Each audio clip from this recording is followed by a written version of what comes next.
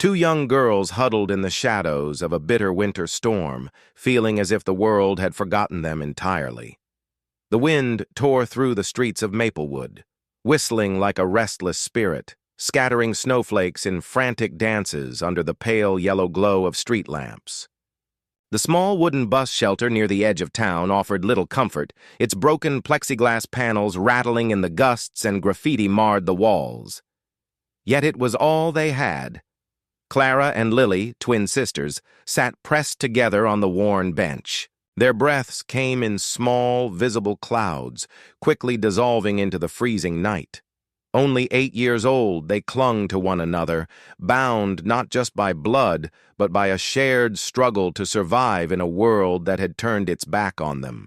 Their honey-blonde hair was tied into uneven ponytails, pale skin almost glowing under the cold light, and their eyes, gray-blue like a rain-washed sky, mirrored each other's fears.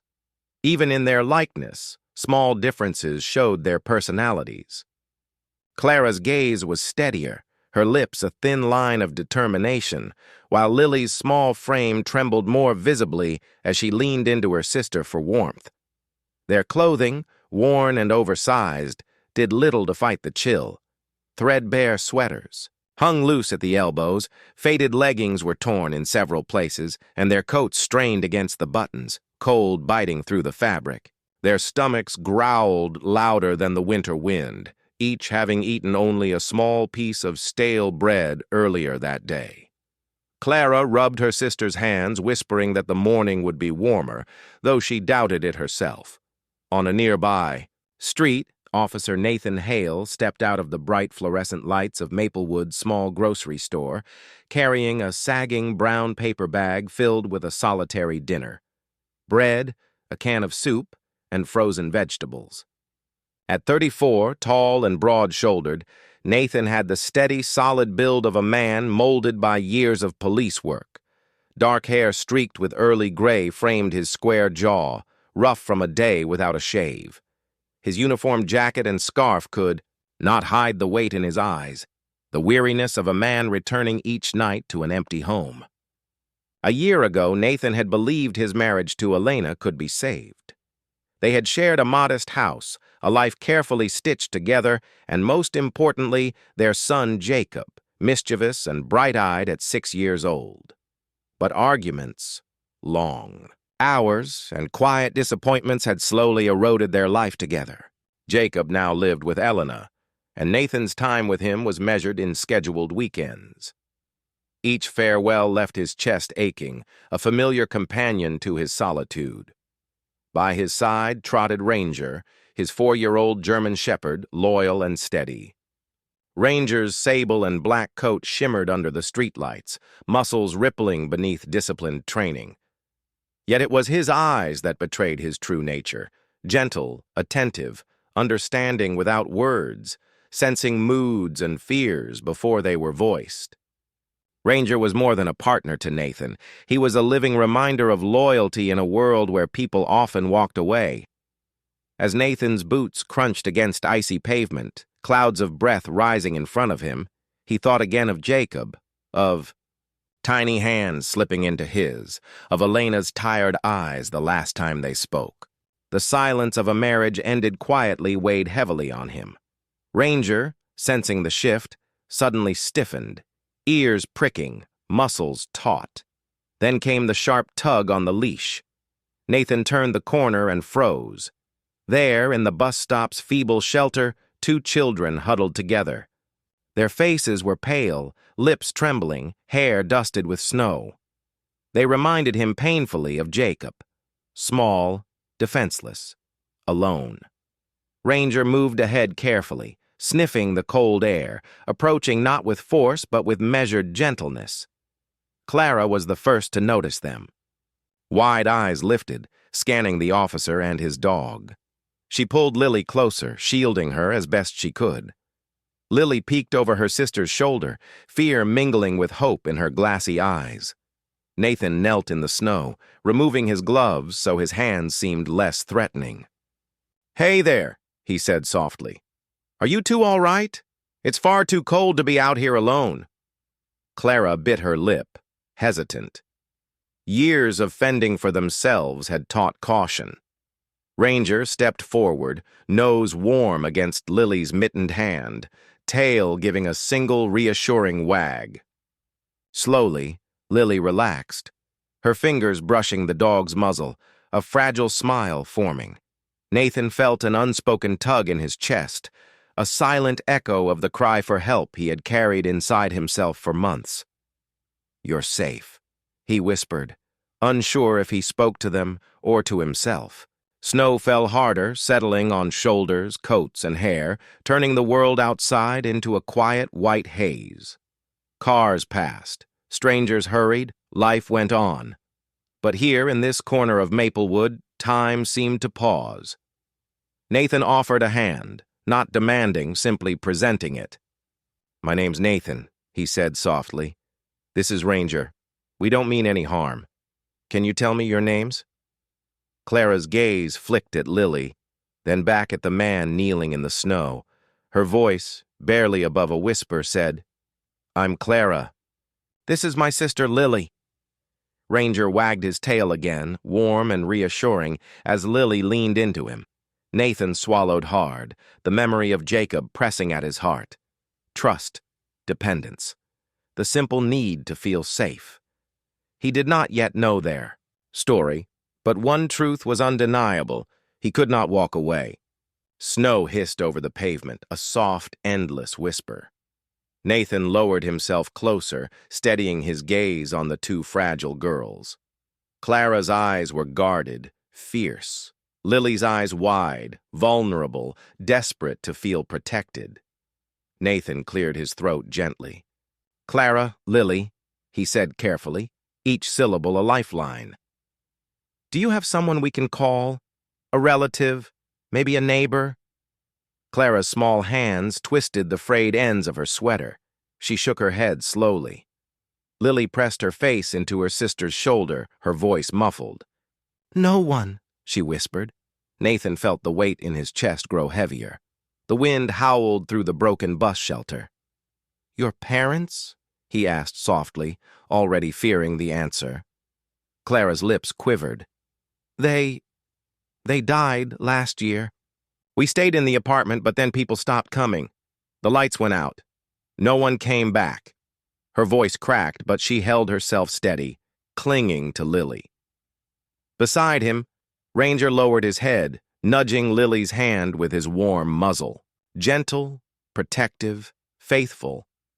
Nathan knew then what he had to do, pressing into her mitten until the tiny fingers loosened. Lily let out a sharp sob, the kind of cry that had been swallowed for too long. She collapsed forward, burying her face in the thick fur of Rares's neck. The dog stood steady, immovable against the gusts of wind, tail giving a slow wag as though to promise, "I will not leave you." Nathan watched, something twisting inside him like a wound being touched. He had seen Ranger calm victims before, frightened. Children at crime scenes, survivors too shocked to speak. But never had he witnessed the bond take root so instantly. Lily's small frame shook as she cried into Rares's fur, and Clara's face softened for the first time, her shoulders sagging as if some of the burden she carried had been lifted. He swallowed hard, his own memories threatening to overtake him. In Lily's desperate grip on Ranger, he saw Jacob's hand holding his so tightly on the day of the custody hearing. He heard his son's whisper, "Don't go, Daddy." The ache returned with full force, reminding him of everything he had lost. Nathan pulled, his phone from his pocket, his hands steady, though his heart was not. Protocol demanded he call it in. "I have 2 minors here," he murmured into the line, giving the location. The dispatcher confirmed, promising to send a social services contact. Nathan ended the call and stared at the screen for a long moment, his reflection pale against the dark glass. Behind him, Clara spoke, her voice sharp despite its smallness. "You're going to take us away, aren't you?" Nathan turned back, seeing the defiance in her eyes. the fragile armor of a child who had been let down too many times. "I'm supposed to make sure you're safe," he said carefully. "That's my job." "We're safe with him," Lily said suddenly, lifting her tear-streaked face from Rares's fur. Her small fingers clung to the dog's collar, refusing to let go. "We don't want to go with strangers." Ranger gave a quiet huff, almost as if he agreed.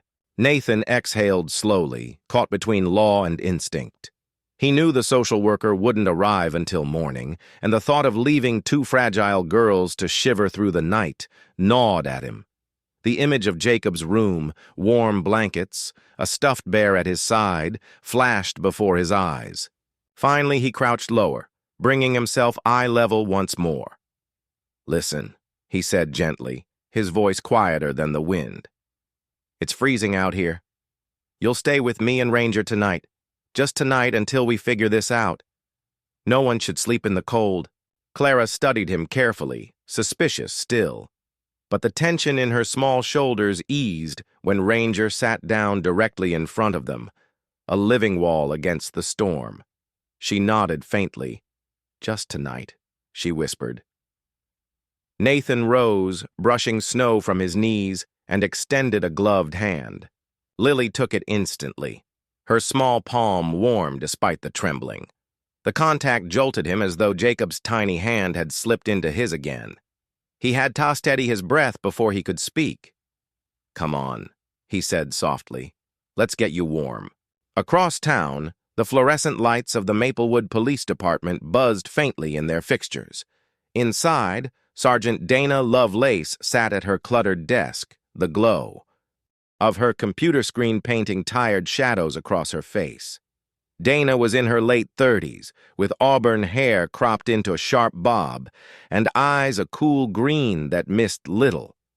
Years of service had hardened her edges, but there remained in her an undercurrent of empathy she rarely allowed to surface. She scanned the incoming reports with practiced efficiency, stopping when she noticed one filed under Nathan Hale's badge number. The note was brief, too brief. 2 minors located, bus stop. Social services contacted. No names, no further details. Dana frowned. Nathan was thorough to a fault. The lack of details scratched at her instincts like sandpaper. Leaning back, she tapped. A pen against the desk, recalling their sent months of watching him unravel. Showing up late, distracted, carrying the quiet sorrow of his divorce like a second badge. He had always been dependable, steady as stone. But now she wasn't sure. She stared at the screen again, the bare bones report staring back like a half-kept secret. "What are you hiding, Hale?" she murmured under her breath. Back on the snowy street, Nathan led Clara and Lily toward his car, Ranger pacing loyally at their side. The children's steps were slow, uncertain, but they did not resist. The storm thickened overhead, and Nathan felt the strange sense that something had shifted not just for the girls, but for him as well. For the first time in months, the hollow ache of his empty house did not seem quite sound bearable. As Ranger climbed in beside the girls, his head resting protectively across their laps, Nathan tightened his grip on the wheel. Tonight, at least, they would not be alone. The drive through Maplewood was quiet, snow swirling in lazy circles across the windshield as Nathan guided the car through the darkened streets.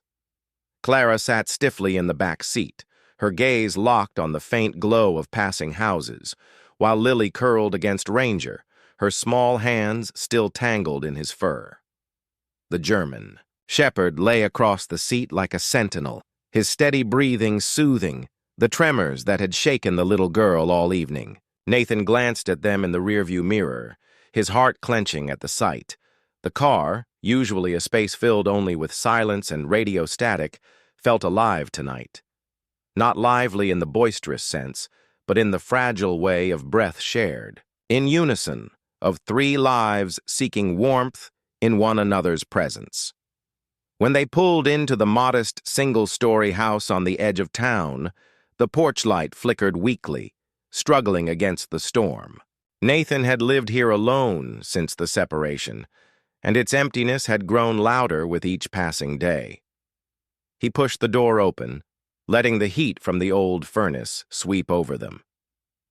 "Go on in," he said gently, helping Lily with her coat. The girls stepped cautiously inside, their eyes darting over the plain living room with its worn sofa, a coffee table scarred with years of use, and walls bare, except for one frame photograph of a smiling little boy, Jacob on a swing set.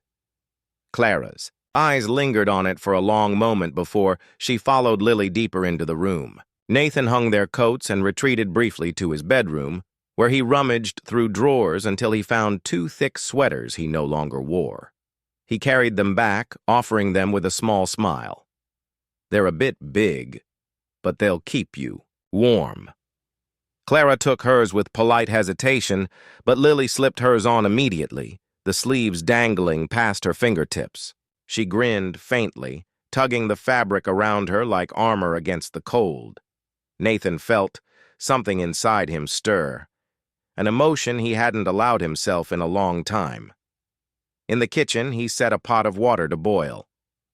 "Do you like noodles?" he asked, glancing over his shoulder. Lily nodded eagerly. Clara's voice was quieter, more measured. "Yes, thank you." Nathan stirred the pot, listening to the quiet shuffle of feet in the living room. He could hear Lily giggling softly as Ranger nosed at the oversized sleeves of her sweater. Clara's laugh came a moment later, hesitant but genuine. Nathan closed his eyes briefly, letting the sound settle in his chest. It had been months since laughter had filled these walls. Dinner was simple, noodles and broth with slices of carrot and a sprinkling of dried herbs. But to the girls, it was a feast. They ate with a hunger that reminded Nathan of how little they must have had. He watched as Lily slurped loudly, making a face that made Clara laugh again, brighter this time.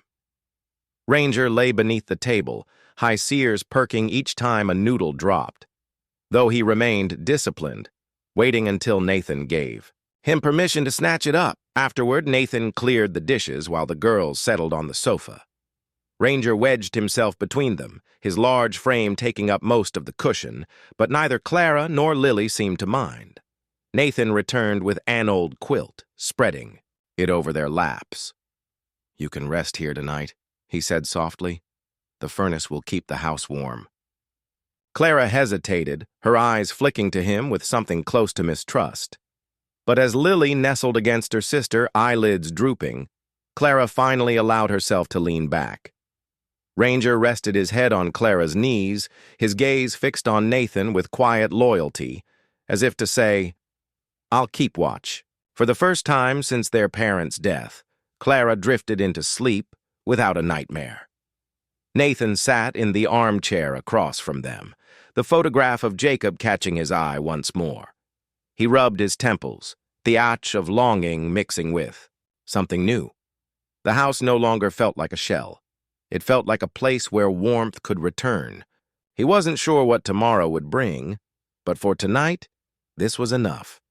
The next morning brought not peace, but complication. Sergeant Dana Lovelace parked her cruiser outside Nathan's house, snow crunching beneath her boots as she stepped out. Dana had always been direct, a woman in her late 30s with a sharp auburn bob, square shoulders, and eyes the color of cold jade. Years on, the force had taught her to keep emotions in check. Yet, as she approached the modest home, she felt atwing of something uncharacteristic apprehension. She had come without official reason, guided by instinct. Nathan's report from the night before had been too brief, too vague. She trusted him, had worked beside him for years. But something about the omission gnawed at her. She knocked lightly, and when Nathan opened the door, the sight inside stopped her short. 2 little girls curled on his sofa under a quilt. Ranger nestled protectively between them. Sunlight streamed faintly through the blinds, illuminating the fragile piece that hung in the room. Nathan stiffened, reading the question in Dana's eyes before she asked it. "I was going to call in again this morning," he said quickly, his voice low. They were freezing, Dana. I couldn't leave them out there. Dana's gaze shifted back to the girls. Lily stirred, blinking sleepily, her small hand resting on Rares's ear. Clara opened her eyes next, cautious but calm. The sergeant felt an unexpected pang in her chest. She had grown up without much softness herself.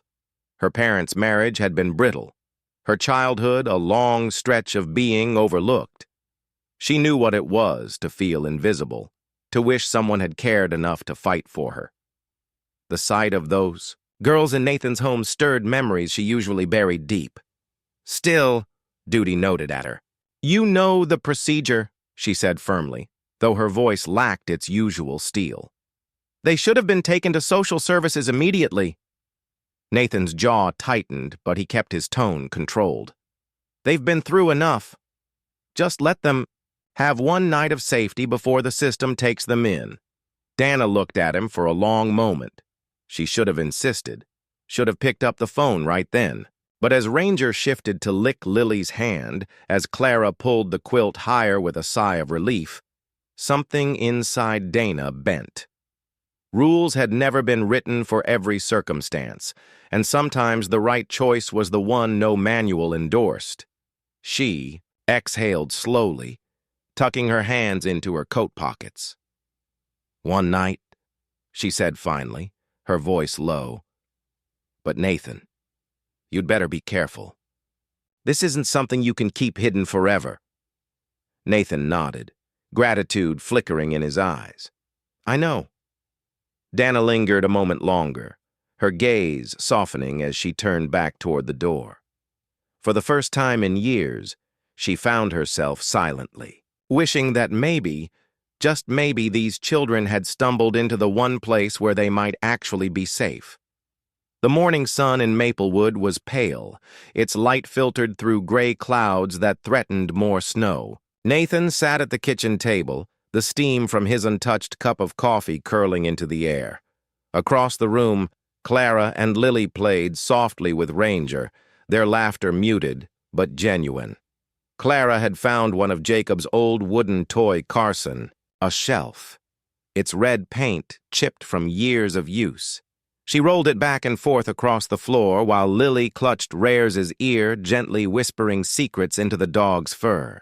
Nathan watched them from his chair, but his mind was elsewhere. Each sound of their laughter pressed against the hollow in his chest. He should have been glad, but instead, a weight gnawed at him.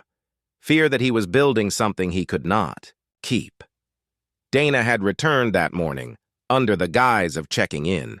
She leaned against the kitchen counter, arms crossed, her green eyes fixed on him. The auburn of her cropped bob caught the muted light, giving her an almost stern glow. You don't look like you slept, she said plainly. Nathan rubbed his forehead. Didn't feel like it. Dana tilted her head, studying him. She had known him for years, seen him through long shifts, through the beginnings of his marriage, through the gradual decline that followed. Now she saw something raw, a man stretched thin between hope and despair. Nathan sighed, pushing the mug away. You know, when Elena and I separated, I thought the hardest part would be the silence. No arguments, no shouting, just silence. Turns out it wasn't that. It was Jacob. His voice cracked slightly at the name. Dana's gaze softened, though her posture remained steady. He's 6 now, Nathan continued. Every time I see him, he's a little taller, a little older, like I'm missing the small pieces that make him who he is. I tell myself he's fine with Elena, but every time I drop him off, asks me if I'll be there tomorrow, and I never am. He swallowed, hard, pressing his palms together. So, when I look at Clara and Lily, I see Jacob. I see what happens when no one stays. And I'm scared, Dana. I'm scared I can't be what they need. I couldn't even hold my own family together. The room fell quiet, except for the scratch of Rares's nails against the floor as he circled around Nathan. The dog pressed his head firmly against his owner's thigh, his warm weight grounding him. Nathan's hand moved automatically to stroke behind RER's ear, his fingers tightening in the fur as though clinging to a lifeline. From across the room, Clara's voice cut through. "Chew, Nathan?" He turned.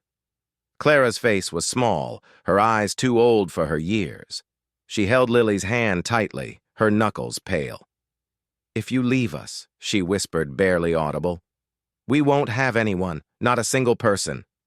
Lily nodded vigorously, her eyes brimming with tears. She refused to let fall.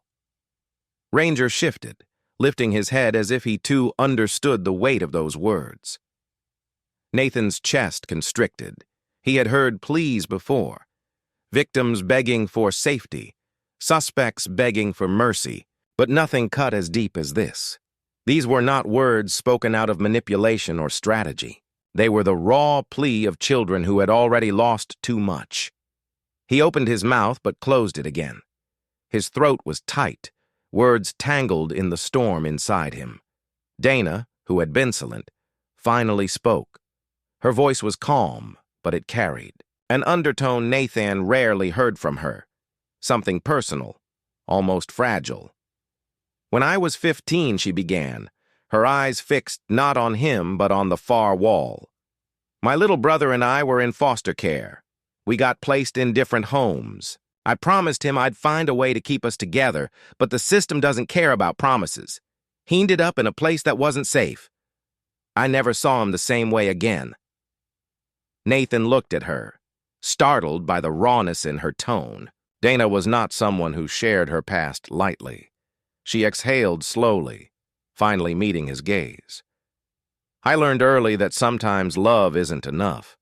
Sometimes the rules, the paperwork, the cold machinery of the system, those things win. But I also learned something else. When someone chooses to stay, really stay, that choice matters more than anything." Nathan's hands trembled slightly against his mug. "And what if I'm not strong enough? What if I let them down?" Dana's lips pressed together, then softened. "You're already giving them more than they've had in months. That counts. And it's not about being perfect. It's about showing up. That's something you still do, even when it hurts." Nathan lowered his eyes to the table, Dana's words echoing inside him. He thought of Jacob again, of the way his son's smile lit up when Nathan arrived, even for short visits. Perhaps he hadn't failed entirely. Perhaps his presence, however fractured, still mattered. He lifted his gaze back to the girls. Clara had pulled Lily closer, both of them half hidden in the folds of Jacob's old quilt. Ranger lay beside them, his body curved protectively, eyes half-lidded but vigilant. The house felt heavier now, not with emptiness, but with responsibility. Nathan's heart ached with the weight of it. But beneath the H was something else, something fragile, like the first light of dawn creeping over the horizon. Dana pushed off the counter, her boots soft against the floor. "Think about what you want, Nathan, but don't think too long. Those girls need someone who won't disappear when it gets hard." Her words lingered after she left, the door closing softly behind her. Nathan remained at the table, Ranger's steady breath against his side, Clara's whispered plea still hanging in the air. He wasn't sure what decision he would make tomorrow or the day after, but tonight, in this fragile warmth of a home no longer empty, he knew one thing with certainty.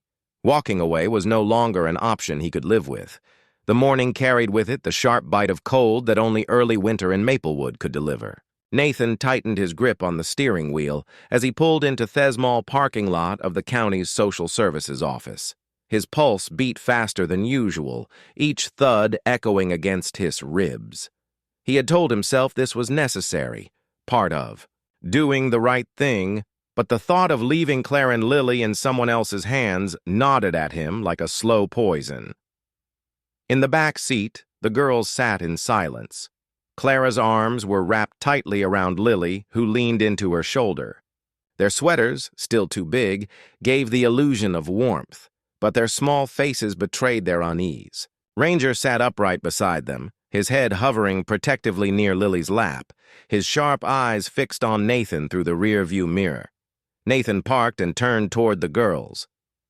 "We're just going in to talk," he assured them, though his voice lacked conviction. "It's part of the process." Clara's eyes narrowed, suspicion and fear flashing in her young face. "You're going to give us away, aren't you?" The question speared him straight through. He shook his head quickly. "Number, I'm not giving you away. I need to make sure everything is done the right way." But the words felt hollow, even to him. The office inside was lit with harsh fluorescent lights that hummed faintly overhead. The waiting area was lined with metal chairs and faded posters, reminding the public of resources available to families in need. The air smelled faintly of disinfectant and old coffee. Clara and Lily clung to each other as they stepped inside. Theirs small, shoes squeaking faintly against the linoleum floor. A receptionist behind the counter looked up, a woman with a tidy bun and expression drained of warmth.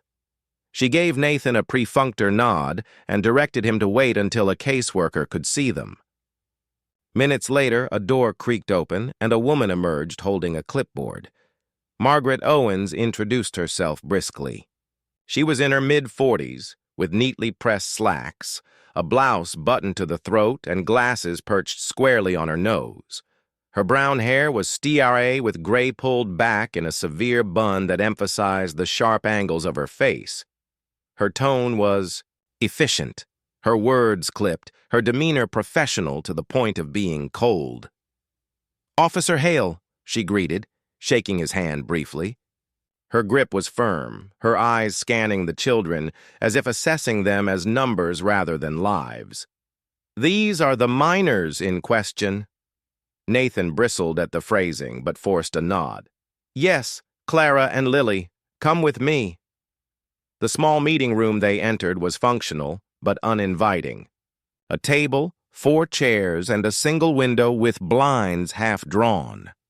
Margaret sat across from them, flipping open the file she had brought.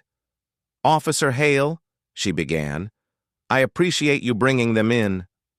However, as DASCAs, I'm sure you're aware, without immediate family, the standard procedure is to place children in temporary foster care until a long-term solution can be arranged.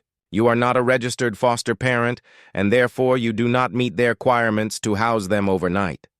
Her words were matter-of-fact, delivered like lines rehearsed countless times before. Clara stiffened. "No," she said suddenly, her voice trembling but firm. "We're not going anywhere. We want to stay with him." She pointed at Nathan, her eyes wide with desperation. Margaret barely glanced at her. "This is not a matter of choice, sweetheart. It's a matter of what's best for you." Lily's lip trembled. She clutched RER's collar, burying her face into the dog's fur. "We're not leaving," she whimpered. Margaret stood, moving toward them with the intent of gently prying Lily away. But as her hand reached forward, Ranger let out a deep, resonant growl. The sound reverberated through the room, freezing everyone in place. His teeth flashed briefly as he placed his body squarely between the girls and the approaching hand. "Ranger!" Nathan commanded sharply, tugging on the leash. The dog stilled, though his golden brown eyes stayed locked on Margaret, warning and protective. Margaret's lips thinned, clearly unsettled. "This," she said coldly, "is exactly why this cannot continue. You are emotionally involved, and the animal is reinforcing their fear of separation. They need stability, not confusion." Nathan rose to his feet, his fists clenched at his sides. "Confusion," he echoed, his voice rising. "They've lost their parents, their home, their sense of safety. And you want to take them from the first place they've slept peacefully in months. That's not stability. That's cruelty." Clara burst into tears then, the sobs wrenching from her chest as she clutched Lily tighter. "Please don't make us go," she cried, her words tumbling over themselves. Nathan's throat burned. He turned toward Margaret, his composure unraveling. Give me more time. Just a little more. 1 night, 2 nights. I don't care. They don't trust anyone. Else? And you're going to break them if you rip them away now. Margaret's expression remained unreadable, though she shifted back slightly from the sight of the sobbing girls and the dog whose loyalty was palpable. I will need to consult with my supervisor, she said at last, her tone reluctant. But understand, Officer Hale, exceptions like this rarely end well. From the doorway, another voice interjected. Maybe that's because too many people give up too quickly. All heads turned to see Sergeant Dana Lovelystep inside, her green eyes flashing. She had arrived quietly, having followed her instincts and Nathan's earlier report. Dana's figure was sharp in her navy uniform, her auburn bob neat despite the morning rush. Her posture was firm, commanding, but there was a softness in her gaze as it landed on the twins. Margaret frowned. Sergeant, this is a matter for social services. Dana crossed her arms. It's also a matter of what happens to children when the system fails. I've seen it. I've lived it, and I won't watch it happen again. The room went still. Nathan turned to her, surprise flickering in his eyes, but also gratitude. Dana rarely revealed her emotions so openly, but now her voice carried the weight of memory. She thought of her brother, of the day he was taken, of the helplessness that had burned into her heart, and she swore silently she would not let Clara and Lily suffer the same fate. Ranger, sensing the shift, lowered his head but stayed close to the girls, his presence still a shield between them and the cold reality of separation. Nathan's voice broke through the silence, quiet but fierce. They need me and I. He faltered but forced the words out. I need them too. The plea hung in the air, raw and undeniable. The day was colder than the last. The sky the color of steel as Nathan guided Clara and Lily back into the social services office. His shoulders were heavy, every step measured like a soldier walking into battle. He knew what was waiting. The foster family the department had called in response to Margaret Owens's report. The waiting area was unusually busy that morning, filled, with the shuffle of paperwork and the hushed cries of children being ushered into new homes. Clara clung to his coat sleeve, her small fingers digging in as if she could anchor herself to him by sheer force. Lily's cheeks were blotched red from the cold, her eyes wide and wet, though she made no sound. Ranger padded closely by their side, his presence radiating calm strength, though Nathan could sense the dog's unease. Margaret appeared, clipboard in hand as always, her bun as tight as her expression. She gestured curtly toward a corner of the room where a couple waited. This is the Addams family, she said crisply. They've been fostering for over a decade and have room for 2 girls. It's a stable environment. The couple stood and approached. Thomas Addams was a tall, balding man in his early 50s with a kind smile but tired eyes. He wore a sweater vest over, a collared shirt, his posture careful and deliberate. His wife, Evelyn, carried a large purse over one shoulder and wore a thick winter coat. Her face, lined with age, bore the practiced warmth of someone who had introduced herself to many frightened children before.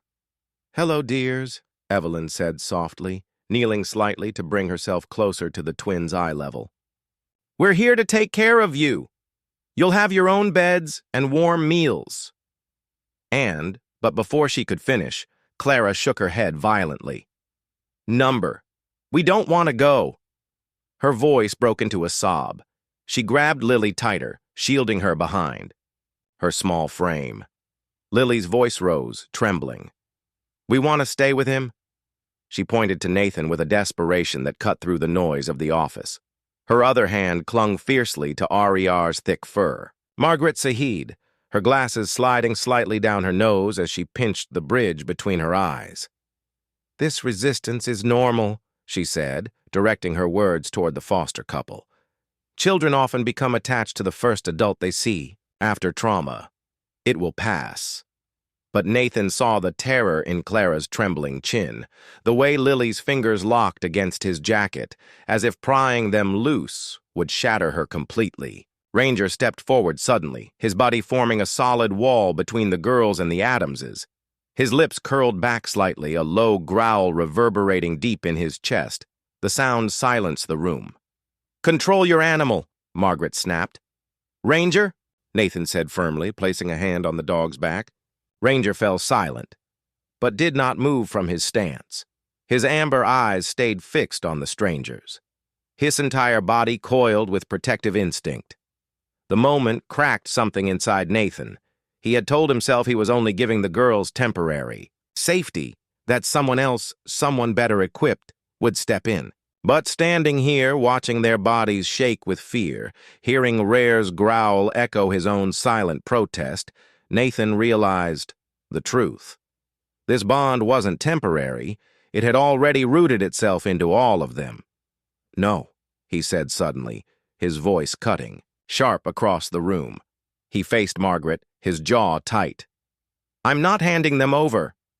Margaret blinked in surprise. "Officer Hale, this isn't your decision." "It is," he snapped, emotion flooding through him. "Because I'm the one who found them. I'm the one they trust, and I'm the one who can't look them in the eye if I let them be torn away again." He took a breath, forcing his tone lower, but no less firm. "I'll file for temporary guardianship." The words hung in the air, shocking even himself. But once spoken, they felt like the only truth that mattered. Margaret's lips thinned into a sharp line.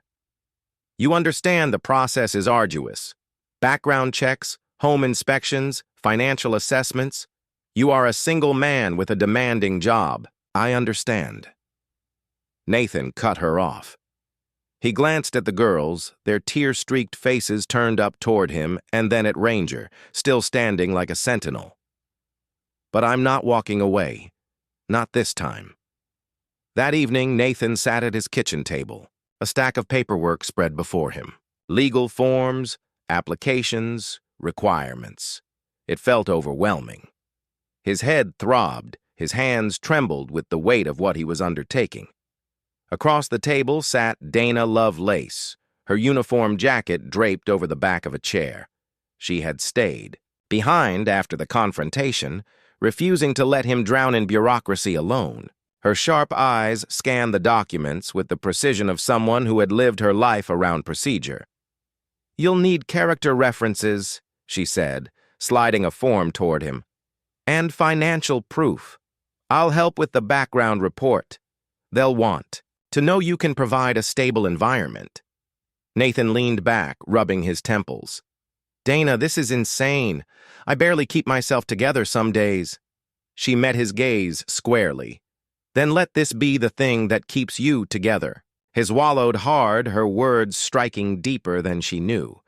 Elsewhere, another storm brewed. Elena had caught wind of Nathan's decision through a mutual acquaintance at the courthouse. She was, at home in her apartment, Jacob coloring quietly on, the floor beside her. Elena was in her early 30s. Her long chestnut hair tied back, her face marked by exhaustion rather than age. "He's out of his mind," she muttered, pacing the living room, filing for guardianship with 2 strange kids when he can barely manage weekends with Jacob. Her hands tightened into fists. "He's dragging Jacob into this chaos. I won't let him." Yet, as she glanced at her son, who hummed quietly while drawing, a flicker of doubt crossed her features. She knew Nathan loved Jacob. She had seen glimpses of that love, even through the bitterness of their separation. But this new decision felt reckless to her, dangerous even. Back at Nathan's, the girls slept under the same quilt on the couch. Ranger stretched along the floor at their feet. Nathan watched them from the hallway, his chest tight with both fear and determination. Their presence filled the hollow spaces of his house, pushing against the emptiness that had lived there for too long. He didn't know if he would succeed. He didn't know if the system would crush him under its rules and demands. But as Clara's arm curled around Lily, and Ranger lifted his head at the faintest sound. Nathan knew failure was not an option. For the first time in years, he felt a purpose stronger than his fear. The late afternoon sun cast long amber streaks across Maplewood, softening the edges of the winter chill. Nathan's small home looked different these days. No longer a hollow shell, but a place where coats hung haphazardly on the rack, where a pair of mismatched boots rested near the door, where laughter had begun to echo faintly through its rooms. On this particular Saturday, Nathan had arranged to see Jacob. It was part of the agreement with Elena, structured visits, predictable, safe. He had scrubbed the house early, nervous energy pushing him from room to room, though the girls had watched him with a mixture of amusement and curiosity. Clara folded the quilt neatly on the couch. Lily asked, "Is Jacob nice?" Her voice carried both hope and uncertainty. "You'll see," Nathan had replied, though a tightness lingered in his chest. When Elena arrived, she stepped from her car with a poise Nathan remembered well. She was in her early 30s, her long chestnut hair pulled into a neat braid, her winter coat belted snugly at the waist. She was always practical, always composed. Yet her face bore faint lines of exhaustion, the kind that came from balancing work and motherhood alone. Jacob bounded out from behind her, a burst of life in his red puffer jacket and knit hat that bobbed as he ran, high cheeks flushed pink from the cold, his dark eyes lighting up at the sight of Ranger bounding toward him. "Ranger!" he cried, throwing his arms around the German shepherd's neck. The dog wagged his tail wildly, showering Jacob with the kind of affection reserved for those he considered part of his pack. Elena followed more slowly, her eyes scanning the modest home. When she saw Clara and Lily hovering shyly in the doorway, she stopped, surprise flickering across her features. "Nathan," she began, her tone cautious. "I didn't realize." Nathan rubbed the back of his neck. "This is Clara and Lily. They've been staying with me." Clara straightened her shoulders, a protective instinct flaring in her posture, while Lily clung lightly to her sister's arm. Elena's brows furrowed, her gaze shifting between the twins and Nathan, measuring, questioning. But before she could speak again, Jacob spotted the girls. "Hi," he said brightly, bounding toward them. "I'm Jacob." His confidence was unshaken by their shyness. "Do you want to play?" Clara hesitated, but Lily's eyes lit up. "Play what?" "Anything." Jacob grinned. "I've got cars. Ranger likes to play, too." Within moments, the three children were on the floor. Cars rolling across the carpet. Ranger nudging at the toys as though he, too, had chosen sides in their makeshift race. Lily's laughter rang out first, clear and unrestrained. Clara followed more, slowly, her smile blooming despite her weariness. Elena stood frozen in the doorway, watching. The man she had left behind months ago had been distant, hardened by long hours and unspoken disappointments. But the Nathan in front of her now was kneeling with the children, his large hands guiding Lily's smaller ones as she lined up the toy cars. His laugh, quiet, unpolished, real, filled the room. Her chest tightened, confusion mixing with something she had not expected to feel: longing. Later, when the children were tangled together on the floor with Ranger sprawled across them like a protective blanket, Elena pulled Nathan aside. Her voice was low, edged with disbelief. "You've changed." Nathan met her eyes, his own guarded but honest. "I didn't mean for any of this to happen," he admitted. "But they needed someone, and maybe I needed them too." Elena studied him for a long moment. Thaman before her was not the same one who had walked out of their marriage. A man too closed off, too stubborn. This man was softened, grounded by responsibility and tenderness. She wondered if she had been wrong to think he was incapable of change. That evening, after Elena and Jacob left, Dana stopped by. She had been keeping a close watch on the situation. Her loyalty stretched between duty and her instinct to protect. Her green eyes were sharper than usual as she leaned against the doorway, arms crossed. "You know this isn't over," she said quietly. "The paperwork, the hearings. You'll have to fight harder than you think. Foster families don't just step aside because you care more." Nathan sighed, his shoulders heavy, but his resolve clear. "I'm not backing down." Dana studied him, her expression softening slightly. "Good, because those girls, they see you as home already. Don't let the system tell them otherwise." Nathan nodded, her words dug deep, reinforcing the weight he already carried. But he also knew she was right. Walking away wasn't an option. In her own home, Elena sat at the edge of Jacob's bed, watching him sleep. His chest rose and fell evenly, his hand still clutching a toy car he had brought back from Nathan's house. Her mind replayed the sight of Nathan laughing with the children, his hands steadying Lily's trembling, his voice gentle with Clara. For so long she had told herself that Nathan couldn't be the father Jacob deserved, that he was too wounded, too stubborn. But today had shaken that certainty. Today she had seen a glimpse of the man she once believed in, the man she had loved. She whispered into the quiet room, though Jacob could not hear. "Maybe I was wrong about him." Her heart stirred with something she hadn't let herself feel in months. Hope. The town of Maplewood lay hushed beneath winter's weight once more. Its streets softened by a thick quilt of white. Snowflakes swirled lazily in the twilight, drifting across rooftops and clinging to frosted windows. It had been a year since that fateful night at the bus stop. A year that had reshaped the course of several lives.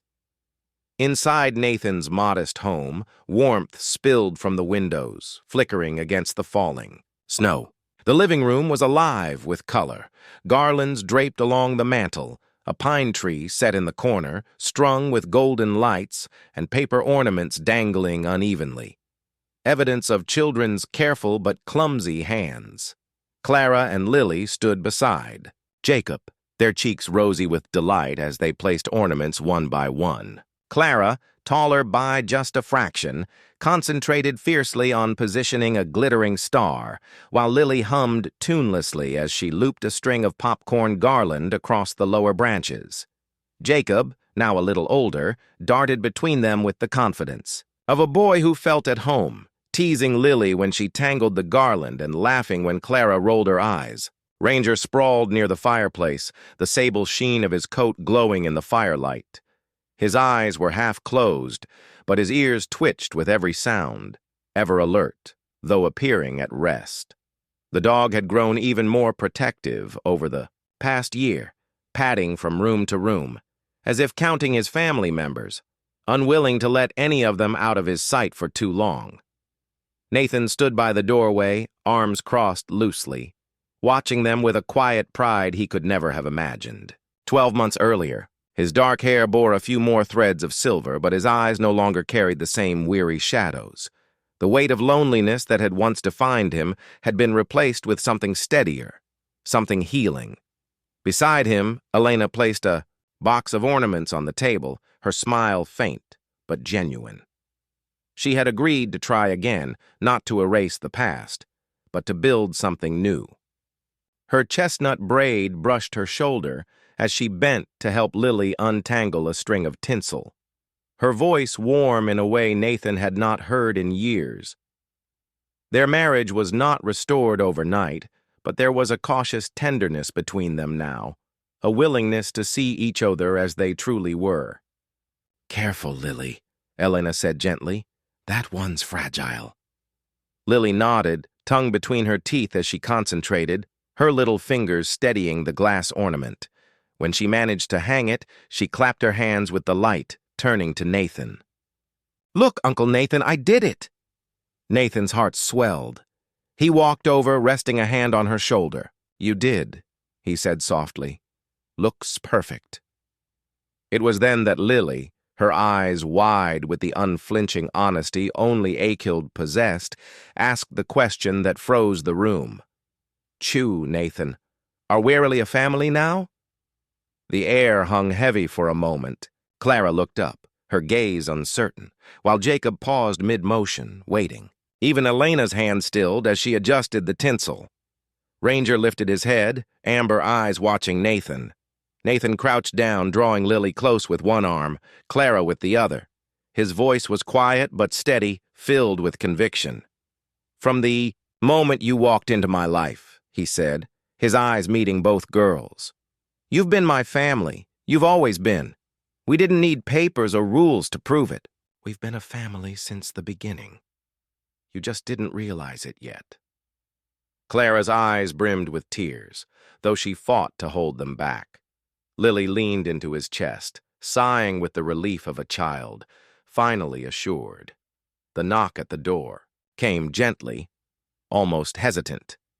Nathan rose, opening it to find Dana standing there, her auburn bob dampened slightly by the snowflakes caught in it. She held a neatly wrapped package under one arm, her green eyes glinting with a mixture of determination and something softer. "Didn't think I'd let the night pass without checking in," she said with a small smile.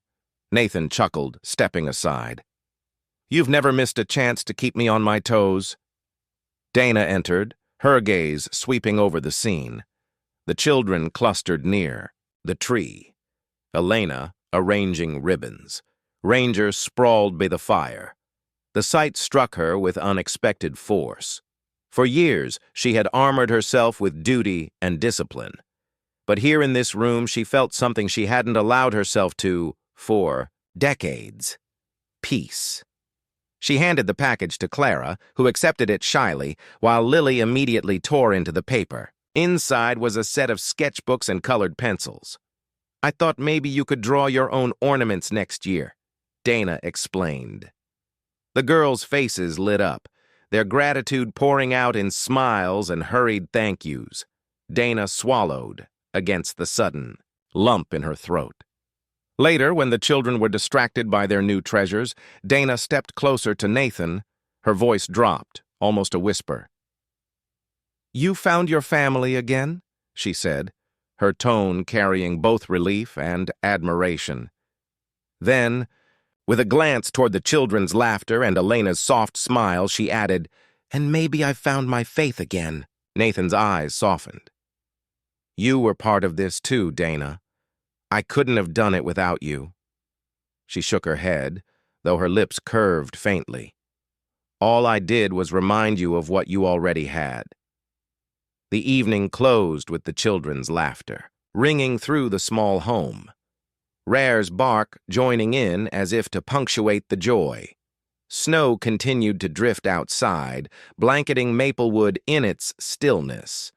But within the walls of Nathan's house, warmth glowed brighter than the storm. A family, fragile, pieced, together imperfect, had found its shape.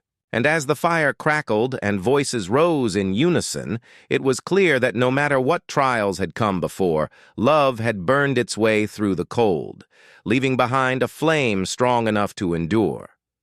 Sometimes the greatest miracles are not written in the sky, but quietly born in the hearts of those who choose love over fear. Just as snowflakes fall one by one until the world is transformed into white, small acts of kindness, an open hand, a loyal dog's devotion, a child's simple trust can change a life forever.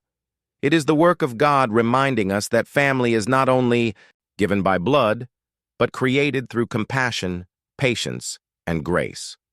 In our daily lives, we are given these